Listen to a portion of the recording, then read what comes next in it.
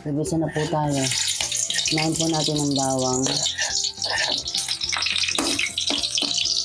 Tayin po muna natin siya maging golden brown.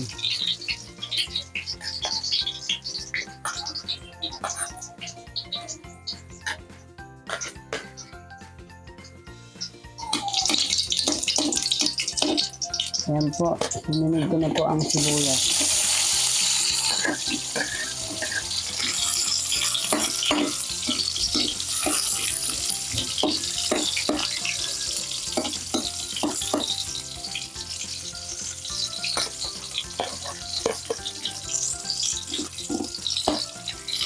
Kasunod ko na po ang kamatis.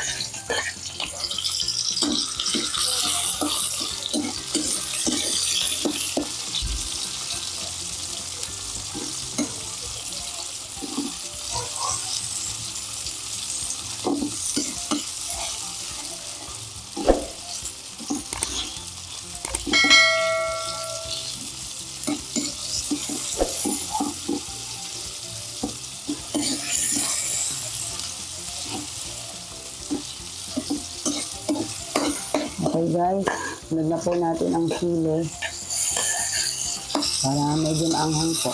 Masarap po ang sinigang na may nalagyan ng sili.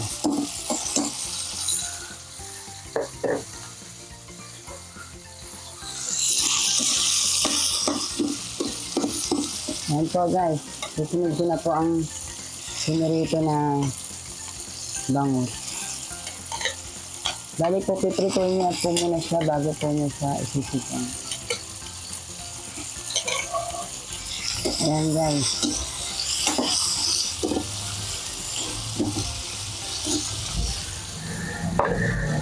Hintayin po muna natin siyang maluto ng konti bago po natin siya lagyan ng sabaw.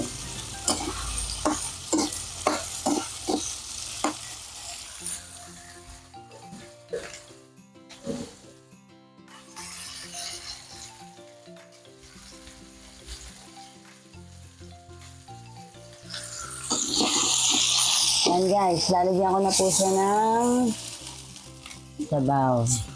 Konti lang po nilagay ko para po masarap. Yan po ang sikreto ng masarap na sinigang sa miso.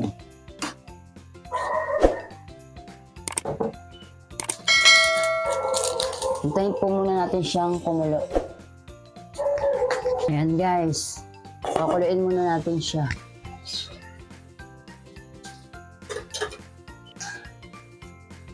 Titignan natin siya guys kung pwede na siya.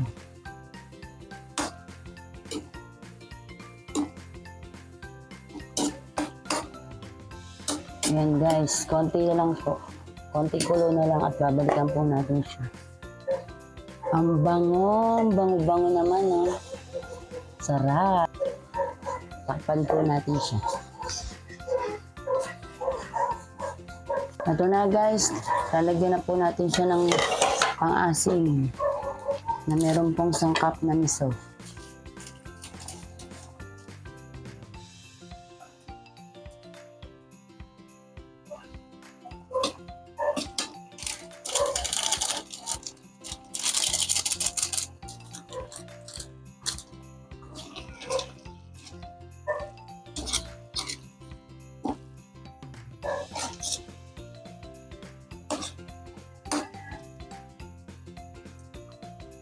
Dagdagan natin siya ng tubig guys kasi po medyo malapot. Konti lang po. Lagyan ko din siya ng konting pepper.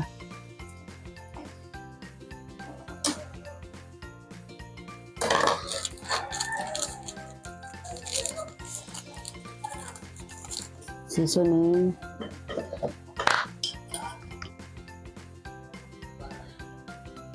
At konting asin.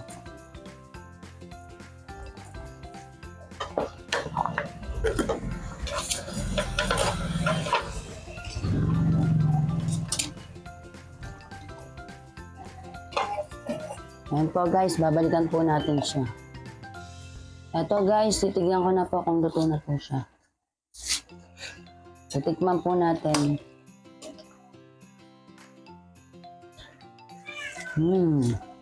Sarap. Sarap guys. Kayo din.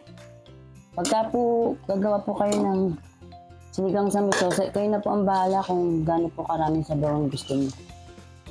Lalagyan na po natin siya ng gulay, ang mustasa.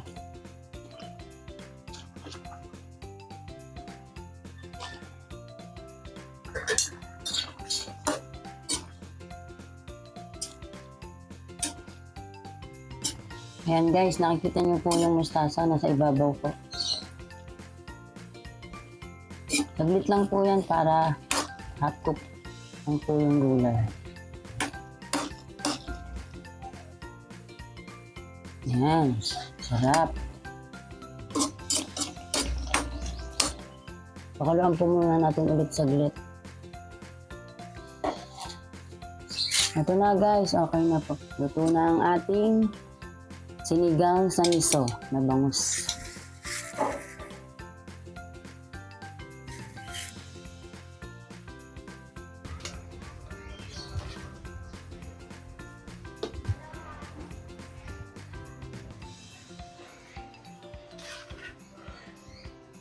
Please like and subscribe.